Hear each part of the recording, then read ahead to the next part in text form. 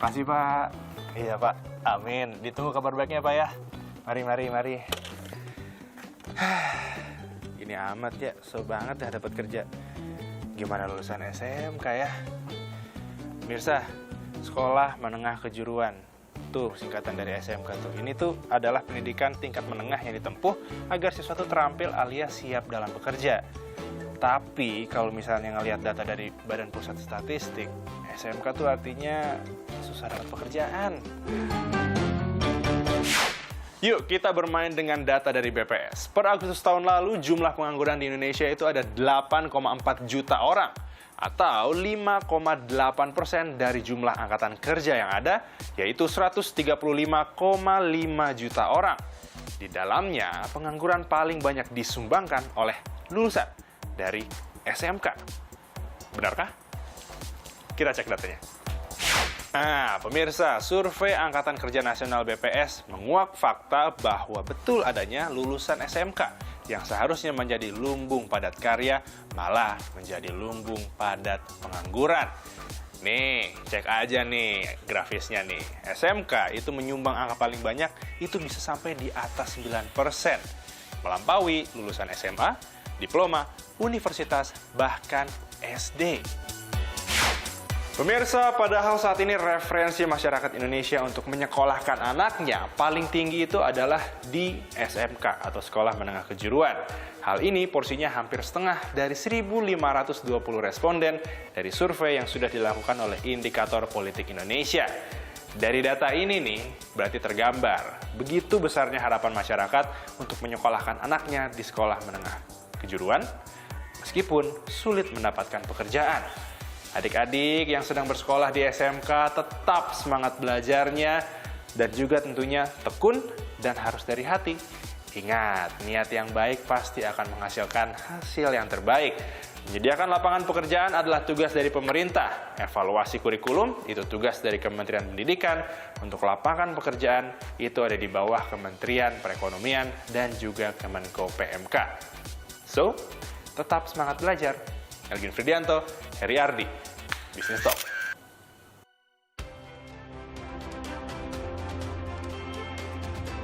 Selamat malam saudara, bertemu lagi di Business Talk bersama saya Masih Tarigan. Alumni Sekolah Menengah Kejuruan atau SMK ini tercatat menjadi salah satu penyumbang angka pengangguran Republik Indonesia saudara. Padahal banyak orang tua yang memilih SMK jadi lanjutan SMP karena menganggap akan lebih cepat kerja. Tapi ternyata faktanya di lapangan berbeda. Apa yang perlu kita ubah kurikulumnya? Ataukah juga bagaimana regulator punya tanggung jawab untuk menyediakan pelatihan bagi alumni SMK? Telah bergabung bersama kita malam ini untuk membahasnya. Ada Pak Afriansyah Nur, Wakil Menteri Ketenagakerjaan. Selamat malam Pak Afriansyah. Malam, terima kasih telah bergabung lagi. Dan sudah bergabung juga Pak Anton Jesupit, Ketua Bidang Ketenagakerjaan Apindo. Selamat malam Pak Anton. Selamat malam Mbak Masister. Ya, dan melalui Zoom sudah tersambung juga bersama kita Bu Kiki Yuliati, Direktur Jenderal Pendidikan Vokasi Dirjen Diksi. Selamat malam Bu Kiki. Selamat malam, Mbak. Oke, saya langsung ke fakta dulu kalau begitu ke Pak Anton. Pak Anton, dari tamatan SMK tercatat menjadi penyumbang angka pengangguran terbesar di RI. Apakah memang SDM SMK tidak sesuai kebutuhan dari dunia usaha ataupun industri? Saya kira begini, data itu barangkali perlu dicek juga ya, karena apakah prosentase daripada tamatan itu 9% menganggur atau dari total pengangguran, saya tidak tahu ya, tapi itu perlu nanti Bu Kiki yang bisa klarifikasi. Tetapi begini, kalau konsep SMK saya kira sudah paling benar, karena buktinya kita lihat tetangga saja Malaysia. Malaysia itu mengkopi sistem Jerman, tentunya Pak Mahathir dia melihat ya, mengevaluasi beberapa sistem beberapa negara. Di sana 80% tamatan SMP masuk SMK. Dan hampir 90% tamatan SMK semua bekerja, sisa bukan tidak dapat pekerjaan, mau meneruskan sekolah atau mau entrepreneur. Nah, kenapa di sana bisa, di sini tidak? Nah, kekurangan kita adalah tentunya kalau kita bicara vokasi, dua pilar utama itu pendidikan dan pelatihan, dan pilar kedua adalah DUDI, yaitu sektor industri. Sebenarnya bukan industri karena ada juga di bidang pertanian, perikanan dan lain-lain ya. Tapi kita bilang saja DUDI atau industri supaya gampang. Nah, ini harus saling mendukung. Jadi tidak bisa SMK jalan sendiri, perusahaan atau katakan DUDI mengeluh tidak ada ini. Nah, keuntungan kalau kita lihat Jerman lah yang paling ideal ya. Vokasi dijadikan ekonomi strategik.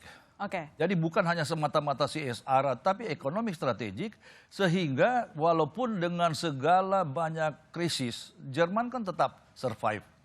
Karena apa? Dia punya tenaga-tenaga terampil yang hebat, dan di sana karena mereka, saya pernah lihat di majalah Der Spiegel mengatakan, orang muda yang tidak punya pekerjaan itu menjadi the dangerous species in the world.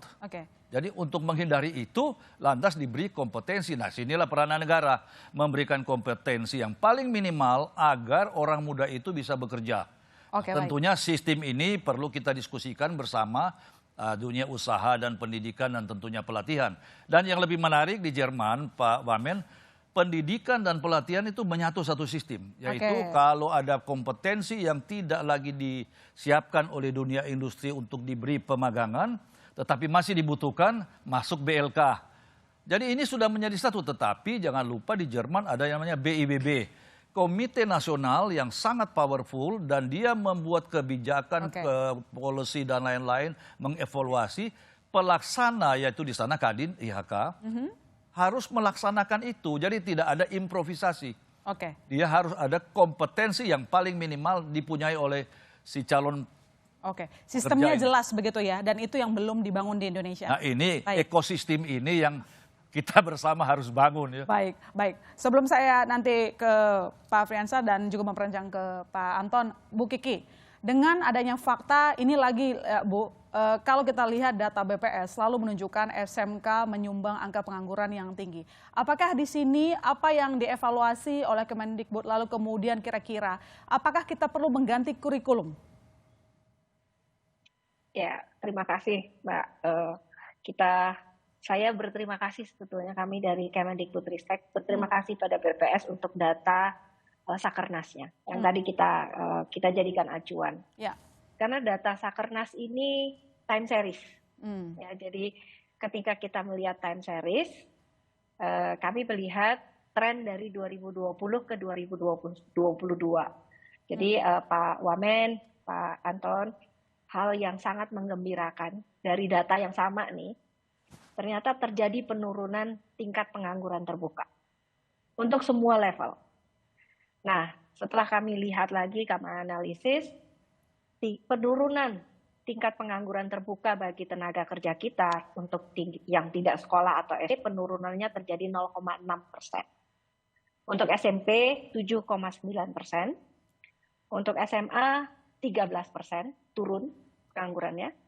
Untuk SMK, tadi SMA ya 13%, SMK 30,5% menurun penganggurannya hanya dalam waktu 2 tahun. Diploma 1, 2, 3 terjadi penurunan 43,2%, sementara pada tingkat universitas terjadi penurunan pengangguran 34,7%.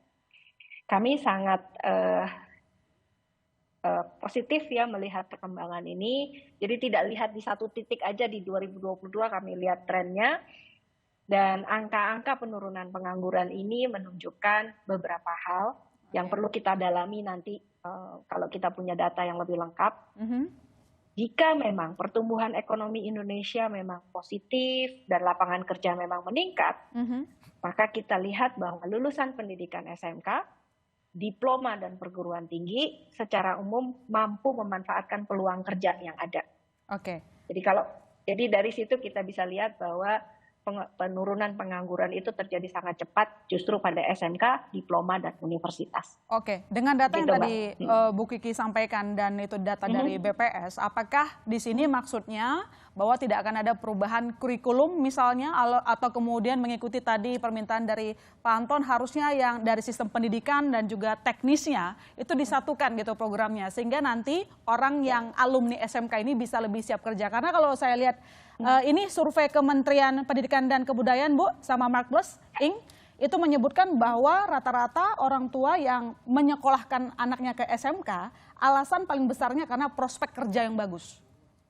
Betul. Jadi sebetulnya sejalan nih Mbak tadi dengan yang sudah disebutkan bahwa penurunan angka pengangguran dari 2020 sampai ke 2022 itu juga terjadi karena kami dari Kemendikbudristek sangat menerima masukan dan mendengarkan masukan dari Dudi. Pak Anton ini salah satu narasumber kami, pakar yang kami sering mintai tolong gitu ya untuk memberikan masukan-masukan untuk bagaimana kami melakukan transformasi pendidikan vokasi, salah satunya justru di kurikulum. Jadi kurikulum yang kami siapkan, kami menyebutnya dalam payung kurikulum merdeka, itu membuat kurikulum di pendidikan vokasi kita menjadi sangat lentur dan adaptif, yang memungkinkan setiap sekolah bahkan untuk responsif terhadap perkembangan ekonomi di sekitarnya. Jadi dia tidak perlu minta izin dulu ke kementerian untuk mengubah beberapa hal yang memang terkait dengan kebutuhan industri. Jadi itu memang kami lakukan, Mbak, dan transformasi terbesar yang sedang kami lakukan adalah mengundang dunia usaha, dunia industri menjadi co-creator pendidikan vokasi. Yang kami maksud dengan co-creator adalah dunia kerja, dunia industri ikut membentuk pendidikan vokasi sedemikian rupa, mulai dari kurikulum, praktisi mengajar, teaching factory dan magang, termasuk di dalamnya membangun kelas-kelas industri. Kelas-kelas yang kami siapkan untuk secara spesifik memenuhi kebutuhan industri. Oke, berarti yang Ibu Kiki jelaskan ini, maaf saya potong Bu, yang Ibu Kiki jelaskan barusan itu apakah sebuah program yang baru, kurikulum yang baru dan sudah dilaksanakan? Itu sudah mulai kami lakukan 2020 dan setiap saat kami terus lakukan perbaikan, penyempurnaan, karena setiap saat kami mendapat masukan dari industri dan saat itu juga kami melihat, oke, bagian ini kita perbaiki segera. Jadi itu ongoing proses, Mbak. Baik, Bu Kiki, nanti saya ke Bu Kiki lagi, saya ke Pak Wamen. Kalau begitu, Pak Wamen, kalau kita lihat memang sekali lagi saya akan mempertegas lagi bahwa angka pengangguran lulusan SMK mendominasi jumlah pengangguran RI, meski memang kabar baiknya tadi memang angka pengangguran turun untuk semua jenjang pendidikan termasuk juga SMK. Tetapi mungkin dari Kemenaker, pasti kan sering ngobrol juga sama pelaku usaha, begitu, lalu juga yang pencari kerjanya begitu. Selama ini apa yang didapat disimpulkan oleh Kemenaker? Masalahnya ada di mana? Benar sih, benar tidak kalau misalnya industri itu tidak memprioritaskan lah katakan untuk merekrut teman-teman alumni SMK? Ya, jadi begini. Kita melihat bahwa angka pengangguran yang berasal dari SMK itu hampir sekitar 1,66 juta. Jadi kategori kedua setelah SMA, ya kan? SMA itu ada sekitar 2, sekian juta. Nah kemudian pengangguran ini diakibatkan memang antara dunia industri dengan dunia yang teman-teman atau anak-anak kita dari SMK ini selesai bertugas atau setelah sekolah, itu memang kepentingan dan kepentingan serta keperluan yang dibutuhkan oleh industri itu tidak sama. Nah, tadi seperti yang Pak Anton ceritakan juga bahwa harusnya selesai mereka menamatkan sekolah SMP, mereka meninjau sebuah pabrik yang ada di Indonesia ini, kemudian dari situlah si dunia industri ini akan menyarankan kalian tuh harusnya baiknya sekolah di SMK ini, karena SMK inilah yang nanti akan kami terima setelah lulus dari SMK. Itu satu. Nah yang kedua, hampir kita temukan di setiap balai latihan kerja Kemenaker, itu 60% itu berasal dari SMK. Artinya, saya bukan menyalahkan Kementerian Pendidikan, tapi saya perlu mengkritiki juga, walaupun kita sama-sama di pemerintahan, artinya saya melihat bahwa kolaborasi atau kepentingan antara Kemenaker dengan dunia pendidikan ini haruslah serasi. Harus bersama-sama. Berarti selama ini belum serasi? Ya selama ini saya melihat, saya baru 8 bulan, saya melihat memang belum ada keserasian. Jalan sendiri-sendiri? Ya, jalan sendiri-sendiri. Bahkan programnya itu malah tumbang tindih. Di kami ada, di Kementerian Pendidikan juga ada. Seperti kalau kita kan pelatihan, kalau Kementerian Pendidikan ini kan kursus. Ya kan? Nah oleh karena itulah 60% itu kita temukan banyak yang berasal dari SMK. Harusnya selama 3 tahun mereka mendapatkan pendidikan di SMK, harusnya kan punya ruang praktek yang memadai. Ini cuma 3 bulan kita bisa sudah melatih anak-anak yang sudah profesional dan mereka kita kerjakan dalam dunia usaha dan dunia industri tadi. Kita pekerjakan mereka di perusahaan-perusahaan. Makanya kita mau menggalakkan juga sistem pasar kerja. Yang mana sistem ini si pemberi dan si pencari kerja ini akan kita sama-sama kolaborasikan. Itu yang dibilang Pak Anton tadi, bagaimana dunia industri membutuhkan tenaga kerja, nanti Kemenaker lah yang akan menyalurkan anak-anak kita ke industri-industri. Jadi difasilitasi nanti sama Kemenaker untuk mempertemukan dengan dunia usaha begitu ya. Karena kan nggak mungkin juga ya anak SMK datang kucuk-kucuk ke pabrik terus nanya saya harus gimana. Harus dari Kemenakernya juga ya untuk menunjukkan jadi itu. kita ini kan namanya juga Kementerian Tenaga Kerja. Ya, baik. Ya, beda. Kalau di sini kan Kementerian Pendidikan Nasional ya, Kemendiknas ya. Baik. Nah, harusnya ini kolaborasi ini segera kita lakukan, tidak bisa. Dan terus terang saja Mbak Ilona, Kementerian Tenaga Kerja ini dananya minim sekali. Ya kan? Tapi kami disuruh melatih anak bangsa, kemudian itu dengan kondisi dana yang minim. Sementara Kemendiknas ini dananya besar sekali. Ya kan? Tapi apa yang terjadi? Kita melihat bahwa malah banyak anak-anak SMK yang malah belajar ke BLK kita, harusnya tidak dong, 3 tahun, ya kan? Oke, baik. Bu Kiki mungkin bisa dijawab ini kenapa ada aturan yang tampaknya tumpang tindih begitu, tampaknya sistem yang dibuat oleh Kemendikbud tidak begitu efektif sehingga mereka pun teman-teman SMK harus menggunakan fasilitas dari Kemenaker. Apalagi untuk dana Bu Kiki 2023 postur anggaran Kementerian Pendidikan, Kebudayaan Riset dan Teknologi itu 80 triliun lebih. Bagaimana Kemendikbud memaksimalkan itu?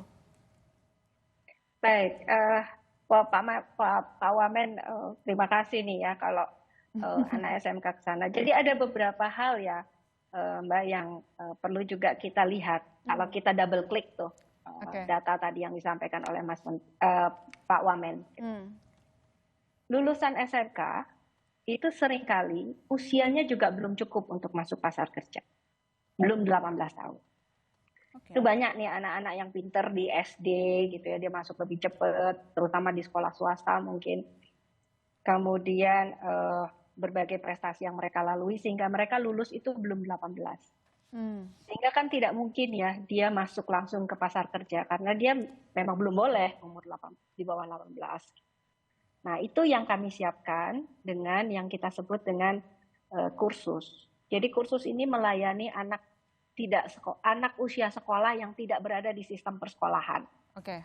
Masuk BLK belum bisa, masuk layanan kartu prakerja belum bisa, begitu ya. Tapi mereka harus kita beli bekal pendidikan atau keterampilan. Belum lagi anak-anak yang memang secara finansial dan situasi lainnya tidak memungkinkan dia berada di sekolah sampai usia 18 tahun. Ini kan harus negara harus hadir ya untuk anak-anak ini.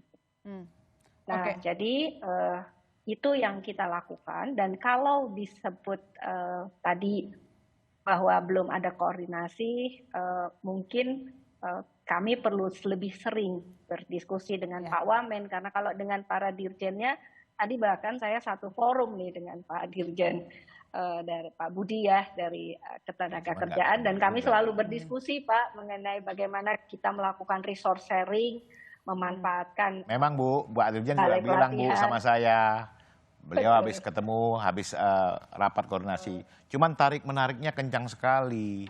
Ini yang tidak boleh terjadi. Yang penting bagaimana kebutuhan negara ini bisa sama-sama kita kolaborasi. Jangan kepentingannya hanya memikirkan Diknas. Saya tentunya harus memikirkan Kemenaker bagaimana sebagai Wamen berfungsi untuk menghidupkan pelatihan kami.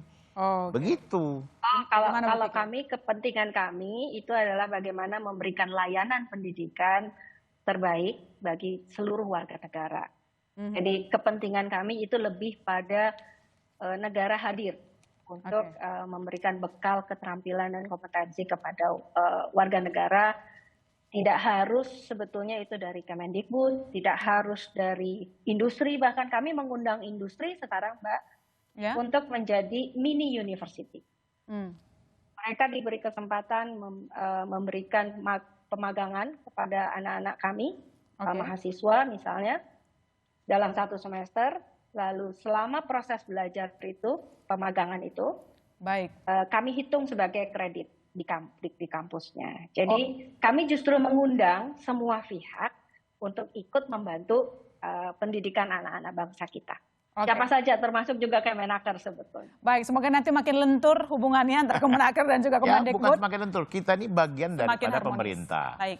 Ya kan, pemerintah itu siapa? Presidennya Jokowi. Jadi kita tidak boleh berjalan sendiri-sendiri, harus jalan sama-sama untuk kepentingan bangsa dan negara. Nanti kita lanjutkan lagi Pak Wamen. Saudara jangan kemana-mana, Bisnis Talk masih akan segera kembali.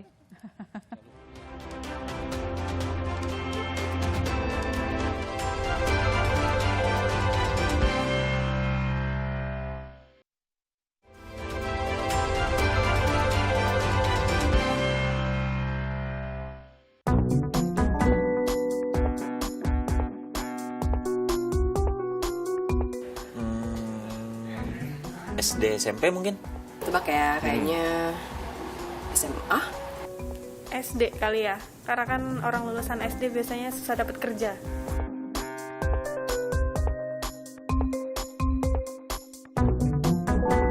Sebenarnya agak kaget sih, soalnya kan yang kita tahu kan SMK tuh diarahinnya untuk siap kerja langsung ya. Kenapa? Agak bertanya-tanya sih kenapa bisa mereka menjadi penyumbang ke pengangguran tertinggi sih. Aku kira SMA sih, karena kan SMK dia lebih prepare untuk langsung kerja sebenarnya daripada SMA. Hah? Masa sih? SMK kan bukannya ini ya, dipersiapkan buat apa, kayak banyak prakteknya gitu di sekolah. Jadi kalau udah lulus SMK harusnya bisa langsung kerja. Sekarang tuh kalau ngelamar kerja tuh minimal experience-nya udah berapa tahun, padahal mereka baru lulus atau segala macam. Jadi mungkin perbanyak di experience-nya kali. Spek dari SMK-nya mungkin belum memenuhi kali ya. Mungkin nggak cuman di bidang-bidang yang khusus doang, mungkin bisa diperluas lagi bidang-bidang yang ada di SMK-nya. Sehingga mereka juga bisa memenuhi spek yang dibutuhkan oleh lapangan. Sebenarnya yang perlu diperbaiki itu kayak lapangan pekerjaannya sih diperbanyak gitu. Jadi dibuka peluang nggak hanya untuk lulusan yang perguruan tinggi, tapi juga diperbanyak untuk lulusan SMK-SMK. Selain dari pengalaman kerjanya, mungkin dilihat dari personalnya juga. Toh juga kita tahu semua orang tuh bisa kerja. Mungkin selama dia masih mau belajar, terus juga attitude-nya bagus, itu bolehlah untuk dikasih kesempatan buat para rekruter supaya mereka bisa masuk kerja dulu, supaya belajar menambahkan pengalaman mereka. Kadang perusahaan itu terlalu banyak nuntut tapi menggaji dengan sedikit gitu kan. Jadi kayak gimana ya, pengennya tuh harusnya ya yang make sense aja lah gitu. Butuhnya apa ya harus disesuaikan dengan gajinya gitu. Jadi jangan banyak mau tapi menggajinya nggak mau banyak gitu. Karena skill itu butuh proses dan butuh biaya. Kita lanjutkan diskusi kita malam ini, Bu Kiki. Tadi memang ada kabar yang baik ya, selama 2 tahun terakhir itu angka pengangguran dari SMK 30,5%. Saya cukup mempertegas sedikit, Saudara, bahwa ini tidak semata-mata kita mengesampingkan lulusan yang lain ya. Tapi sekarang kita coba ngomongin soal SMK, karena berdasarkan survei, ini banyak orang tua menyekolahkan anaknya ke SMK karena siap kerja. Lagi-lagi alasannya itu tidak bukan karena biaya pendidikan itu tinggi. Karena dari SMA harus ke pendidikan selanjutnya dan angka pendidikan selalu naik. Bu Kiki, lantas apakah Kemendikbud punya target angka penurunan pengangguran dari SMK berapa? Jadi Mbak melihat dengan perkembangan. Jadi ada juga hal yang perlu kita pahami bersama begitu ya. Bahwa kebekerjaan lulusan dari suatu satuan pendidikan itu tidak sepenuhnya dalam kendali kita. Oke. Ketersediaan lapangan kerja itu kan yang lain ya, yang memikirkannya dan mengendalikan. Pelaku usaha ya. Betul. Dan oleh sebab itu kami tidak menargetkan lulusan itu dalam konteks employability itu selalu bekerja di suatu entitas bisnis gitu. Tapi juga kami menyiapkan menjadi wirausaha. Nah dengan paradigma bahwa employability itu bisa diukur dengan bekerja di industri atau DUDI tadi, menjadi wirausaha, atau ada juga tadi saya senang sekali adik-adik kita yang muda tadi punya pemikiran yang sangat luar biasa ya. Mereka mengatakan melanjutkan studi kalau memang anak ini punya kesempatan dan punya keinginan untuk melanjutkan studi, mestinya kita boleh buka kesempatan itu. Jadi yang kita sebut sebagai employability itu 3. BMW kami menyebutnya, bekerja, melanjutkan studi dan berwirausaha. Nah, kalau kita lihat ke sana, maka orang tua memang sekarang kan lebih real ya, lebih oke. Anak-anak kita mesti bagaimana nih gitu. Dan mereka memilih SMK. Kami sekarang juga dengan bantuan Pak Anton sangat luar biasa nih, teman-teman dari industri memberikan inspirasi ke kami. Mereka mengatakan, Bu, program studi masa depan itu seperti ini. Misalnya pariwisata, tidak cukup hanya pariwisata. Sekarang ada wisata bawah laut, Mbak. Ada prodi wisata bawah laut, ya, mengingat potensi Indonesia. Nah, dengan yang seperti itu, maka orang tua semakin melihat animasi, itu prodi-prodi animasi luar biasa banyak peminatnya, DKV gitu ya, desain komunikasi visual, itu juga rame. Ilmu komputer juga banyak sekali. Jadi kita atas saran dari industri juga membuka program studi berorientasi masa depan, ya, itu yang kemudian menarik anak-anak muda kita sekarang. Kemudian berusaha mengefisienkan sebisa-bisanya biaya pendidikan, begitu. Jadi akhirnya kalau kita lihat memang betul minat masyarakat untuk memasukkan anaknya ke vokasi semakin tinggi. Iya, ya benar sekali Bu, itu concern soal biaya pendidikan, kadang-kadang naiknya kemahalan Bu, nggak semua orang sanggup. Jadi saya rasa ini juga harus jadi perhatian juga ya dari Kemendikbud untuk memantau sekolah-sekolah, kalau bisa dikasih batasan atas kali Bu ya. Saya, boleh silakan, Pak Anton ingin memberikan usul ke Bu Kiki Dirjen. Jadi yang perlu kita lakukan bersama adalah kampanye atau sosialisasi kepada dunia industri. Karena tanpa didukung oleh Dudi memang agak sulit Bu ya. Nah, Jerman sendiri sampai sekarang itu pun masih setiap tahun ada kampanye. Kampanye bahwa ini di samping ekonomi strategik, bahwa pendidikan kejuruan adalah jaminan agar perusahaan itu mampu bersaing secara persaingan global. Jadi itu ada message, ada katakan mission yang itu. Dan ketiga, pendidikan kejuruan sistem ganda memberi anak muda masa depan yang lebih menjanjikan. Nah ini tetapinya Mbak, tetapi Bu Dirjen, di Jerman ya kita tidak harus copy 100%, tapi yang di sana karena kita lihat sistemnya sudah baku. Di sana ada namanya BIBB atau kalau dalam bahasa Inggrisnya itu Federal Institute for Vocational Education dan Training. Satu contoh ada 5 profesi. Plant mekanik, industrial mekanik, construction mekanik, tools mekanik, milling machine operator. Itu 100 lembar. Baik. Apa yang harus dilakukan baik sekolah maupun Dudi. Jadi di sana juga ada yang kontrak dibatalkan dan setiap siswa ada kontrak. Dan yang memang kita harus tekankan sekarang kita kampanyekan Bu, bahwa agar supaya ini efektif, yang pemagang itu mendapat uang saku. Tidak usah ikut di Jerman. Jerman uang saku sekarang hampir 1.000 euro. Anak yang masih kelas 1 pun 1.000 euro. Tapi oke lah, kita mesti bicarakan itu Bu, bagaimana. Nah, oleh karena itu yang kita harapkan dengan keluarnya Perpres ya, peraturan Presiden 68 ini, kita berharap walaupun tidak menjadi seperti BIBB namanya, tapi sebaiknya kalau boleh usul Bu Dirjen, bisa usul juga kepada pemerintah yang lebih atas adalah bahwa tim ini yang harus membuat peraturan-peraturan, kalau sana peraturan profesi. Kita juga belum jelas apa profesi atau kompetensi. Nah ini yang barangkali Bu Dirjen kita memang perlu ada diskusi lebih lanjut. Bagaimana ke depan terutama bagaimana sinergi dengan Naker. Bu Kiki ingin menjawab, bisa diiyakan apa yang dikatakan? Sepakat sekali dengan Pak Anton. Sepakat Pak, kami baru pada level kementerian itu baru punya yang namanya tim pengarah vokasi. Jadi salah satunya Pak Anton dan teman-teman gitu.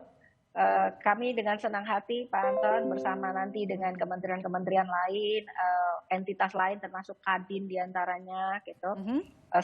Semua para pihak stakeholders untuk kita bersama-sama memajukan vokasi ya di Indonesia. Dan saran Pak Anton tadi, kalau doable mari kita lakukan Pak Anton dengan senang hati. Baik Pak Wamen, ya kalau tadi kita ada kampanye. Jalan Bu Dirjen, ini kebetulan Ibu hadir ya. Saya hanya memohon kepada pemangku kebijakan, pimpinan di Kemendiknas, tentunya betul-betul harus bisa mensinergikan program kita. Apa yang Ibu sampaikan tadi di Kementerian Diknas itu sama ada di kementerian kita juga. Jadi jangan tumpang tindih. Jangan kepentingan untuk negara sama, tapi programnya juga sama. Jadi artinya ini yang harus kita perhatikan. Semoga ke depan ini memang tidak lagi berjalan sendiri-sendiri. Ini menurut saya, Bu ya. Nah, tadi Ibu juga cerita bahwa angka pengangguran itu disebabkan juga oleh mereka ini di usia dini. Sekarang sudah berapa tahun ini Kemendiknas sudah menerapkan menerima anak masuk SD itu di usia 7 tahun. Kalau dia sekolah SD-nya normal 6 tahun berarti kan 13 tahun. Ditambah SMP 3 tahun, SMA 3 tahun, artinya ketika umur 19 mungkin mereka baru selesai menamatkan sekolah. Jadi saya pikir dengan sistem yang Ibu punya dari Kemendiknas ini, artinya langkah untuk menerima karyawan, perusahaan tadi tidak ada punya alasan. Jadi anak SMK yang tamat harus bisa diterima. Jadi dengan dilatih di SMK selama 3 tahun, Bu. Jadi seperti itu. Nah, kalau Kementerian Tenaga Kerja memang fungsinya kami menerima semua balai-balai kami, menerima siapa saja yang punya niat, yang punya punya skill dan keterampilan, tidak melihat usia, tidak melihat tamat SMA atau SMP atau pernah sekolah. Yang penting mereka punya kemauan. Bahkan kami juga membayai dapat uang saku. Mereka juga ada diboardingkan, jadi menginap. Jadi kita tanggung semua. Jadi ini negara juga. Jadi begitu ya Bu Ilona. Jadi Ibu Dirjen begitu. Oke. Betul, Pak. Baik. Betul.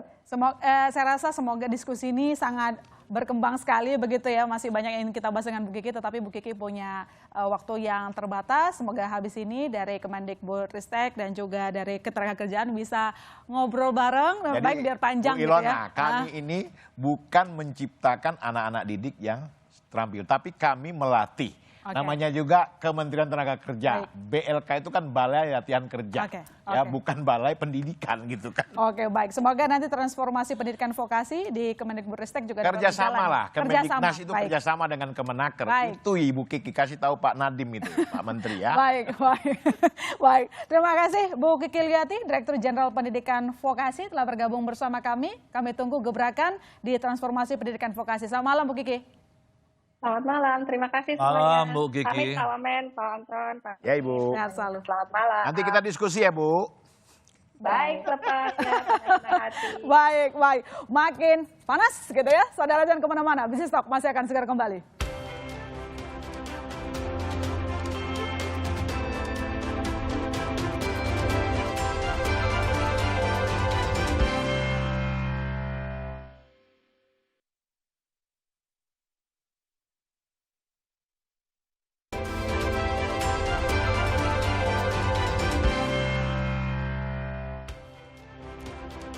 Kita lanjutkan diskusi kita malam ini dan telah bergabung bersama kita Mas Cipta Wayana, wartawan Unsur Kontan. Mas Cipta, selamat malam. Malam. Panas ya Mas malam ini? Panas.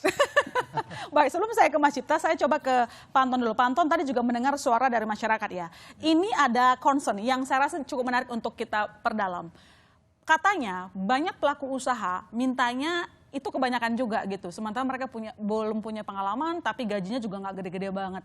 Pertimbangan dari industri atau pelaku usaha apa sih sebenarnya biasanya? Saya kira industri kalau dia mempunyai kompetensi yang diharapkan, dia berani bayar mahal. Masih tinggi. Oh gitu. Nah, persoalan kalau yang datang walaupun membawa ijazah tetapi tidak punya kompetensi. Nah, oleh karena itu saya merasa pilihan Pak Jokowi untuk vokasi menjadi sistem untuk peningkatan SDM sudah sangat tepat. Nah, persoalan apakah sistem itu dijalankan dengan benar dan sistem kita benar atau tidak. Oke. Sekarang begini, ada 14.000 SMK. Nah, kalau vokasi yang benar itu artinya harus ratusan ribu atau mungkin 1 juta lebih perusahaan yang harus menampung karena jadi begini, kalau kita bicara SMK bukan pelatihan lebih clear ya, karena dia masuk upskilling, reskilling itu udah siap memang siap pakai. Tetapi kalau sekolah 3 tahun saya ini 30% belajar di SMK, 70% waktu saya ada di Dudi, di pabrik. Sehingga 3 tahun setelah saya mendapatkan sertifikasi kompetensi, saya tidak usah tes lagi. Soft skill, hard skill sudah terpenuhi. Jadi tinggal tunjuk saja ini akan tinggal. Nah persoalan yang lain akan dengan gampang cari kerja. Jadi sebenarnya saya paling sedih kalau orang bertanya, Pak, kalau tamat SMK ini jaminan apa dapat kerja? Ini kan pertanyaan yang konyol. Semestinya kalau masuk SMK yang benar, otomatis contohnya kalau kita lihat Jarum Kudus, kan dia sukses. Kalau bicara pendidikan tinggi, ATMI Solo. Itu berebutan antre itu orang untuk mendapatkan tenaga ahli. Nah, artinya yang tidak benar adalah sekolah ada, dapat pelajaran teori lebih banyak, tidak praktek. Dan jangan lupa, kenapa harus didudi? Kita harus bedakan, teaching factory di Jerman hampir tidak ada teaching factory. Teaching factory itu kalau umpamanya di satu tempat di mana tidak ada dudi, terpaksa mesinnya didatangkan masuk sekolah. Tapi lebih praktis, dan itu dilakukan Jerman, lebih baik siswa itu praktek di tempat kerja karena pertama, dia harus pertama terlalu mahal kalau sekolah harus siapkan alat atau mesin yang setiap tahun berganti-ganti Pak Wamen. Sehingga itu akan lebih praktis dia di tempat kerja. Kedua, dia harus terbiasa dengan suasana real. Saya meninjau dengan Pak Hanif waktu itu di ada IT Singapura. Masuk di ruangan di mana mereka untuk masinis kapal. Baik.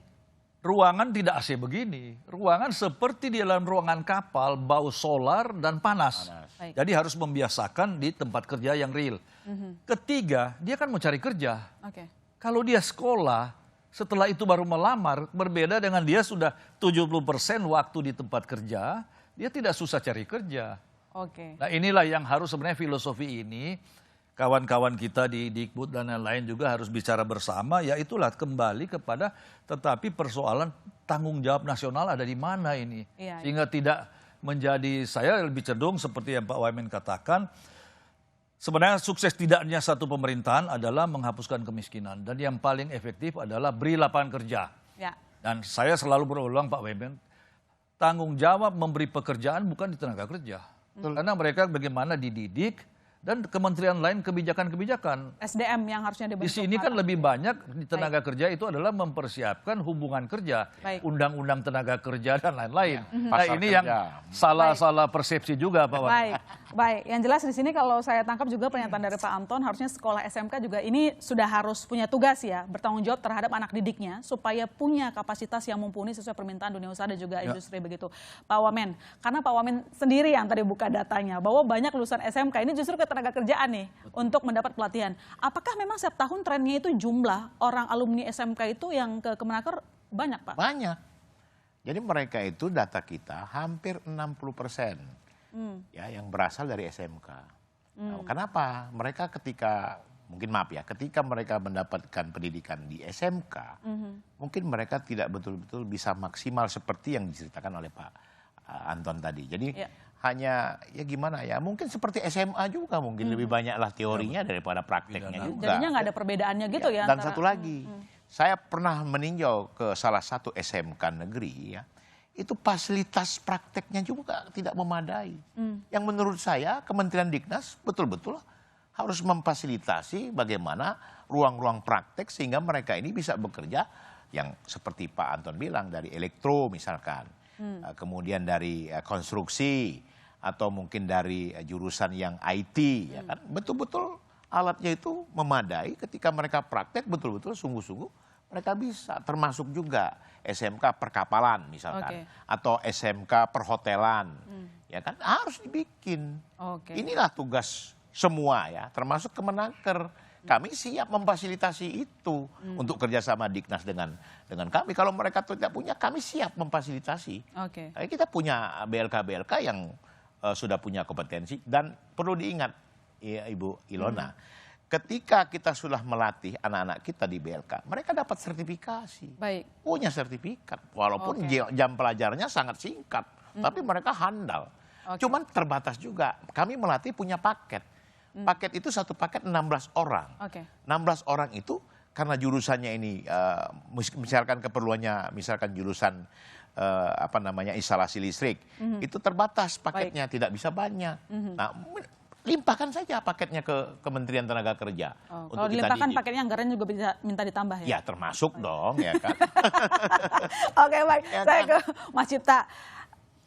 Gini Mas Cita, kita melihat banyak yang kita ambil benang merahnya dari diskusi ini ya. Mulai dari tadi pelaku usaha juga mintanya ya harusnya ketersediaan SDM-nya itu matang dengan adanya koordinasi yang baik juga ya antara Kemendikbud, Ristek dengan juga Kemenaker. Tadi kita lihat ini agak nggak harmonis soal aturan atau kebijakan untuk menyediakan SDM siap kerja. Apa catatan dari redaksional atau apa yang paling mendesak kita benahi dulu supaya lulusan SMK yang menurut saya yakin benar banyak orang tua yang memilih ke SMK karena kendala biaya kalau mereka harus melanjutkan sekolah lebih tinggi.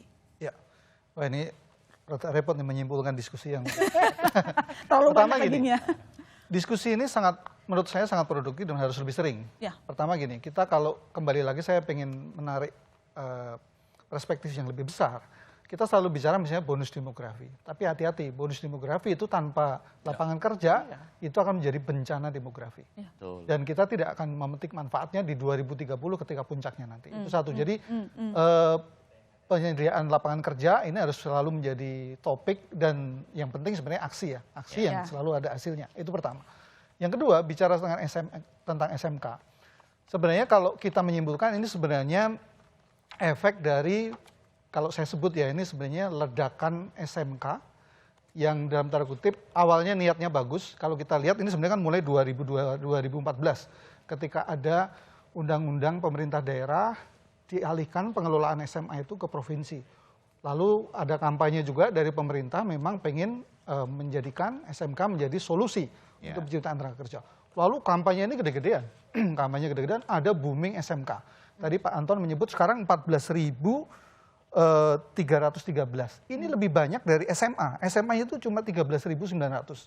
Siswanya juga lebih banyak, 5,1 juta SMK. Sementara SMA cuma 4,9. Jadi sebenarnya dari sini sebenarnya logika kenapa pengangguran SMK itu lebih besar juga kelihatan sih, orang memang siswanya lebih besar gitu ya. Tapi booming ini kampanye sebenarnya di satu sisi kampanye ini berhasil membuat orang tua rame-rame masuk SMK. Tapi di sini kemudian terjadi antara ekspektasi dengan kenyataan ini nggak nyambung gitu loh. Orang berharap masuk di situ langsung dapat pekerjaan, tapi kenyataannya tadi kita sudah diskusi kualitas SMK ini bisa bumi dengan langit di lain daerah, lain cerita. Saya ada cerita gini, ini nyata. Saya tahu ada di tetangga saya lulusan SMK langsung kerja di salah satu bengkel Astra. Bagus. Tapi saudara saya sekolah di SMK dia sampai keluar pindah ke SMA. Kenapa dia shock ketika masuk SMK? Dengan pola pendidikannya dia sampai pindah. Nah ini real terjadi. Jadi perbedaan ini sangat real. Nah saya kira solusinya sebenarnya tadi Pak Anton sudah menyebut sebenarnya sudah ada, yaitu Perpres 68 2022. Itu menyebut tentang revitalisasi pendidikan vokasi. Nah itu di pasal 18 sudah disebut harus ada koordinasi yang memang yang menjadi ketuanya Kementerian Koordinator PMK ya. Tapi di dalamnya ada Kementerian Tenaga Kerja. Kalau Menko-nya ada Menko Perekonomian, ada Marinvest. Jadi semuanya mestinya udah nggak ada masalah. Di situ ada standarisasi, ada fungsi Kadin dan sebagainya. Tinggal kita tunggu ini kapan realisasinya, karena ini sudah sejak April 2 tahun lalu muncul Perpres ini. Jadi kalau ini ada dan bukan hanya sekedar jadi kertas atau jadi takutnya SMK ini kan jadi latah sebenarnya. Jangan sampai ini juga kemudian berujung nggak produktif lagi gitu. Jadi kelihatannya pemerintah sudah menyadari ada Perpres ini, sekarang eksekusinya seperti apa. Oke, baik. Terima kasih Mas Cita Wayana, wartawan Sun Kontan atas simpulannya malam ini. Sangat baik. Terima kasih Pak Afran Sanur, Wakil Menteri Ketenagakerjaan. Terima kasih telah bergabung. Dan Perpres 68, Kemenaker menjadi koordinator pelatihan. Perlu diingat itu. Jadi tolong pelatihan itu serahkan sama kami. Oke, baik. Itu Mbak Ilona. Ini kan gunanya benar. Kompas TV kan? Iya, untuk mensosialisasikan program juga. Dan terima kasih saya ucapkan ke Pak Anton Jesupit, Ketua Bidang Ketenagakerjaan Apindo. Sekali lagi terima kasih Bapak-Bapak atas pandangannya. Selamat kembali bekerja, Pak Friansah. Semangat terus. Sudah siap tambah kerjaan. Iya, baik. Saudara jangan kemana-mana, kami masih akan segera kembali.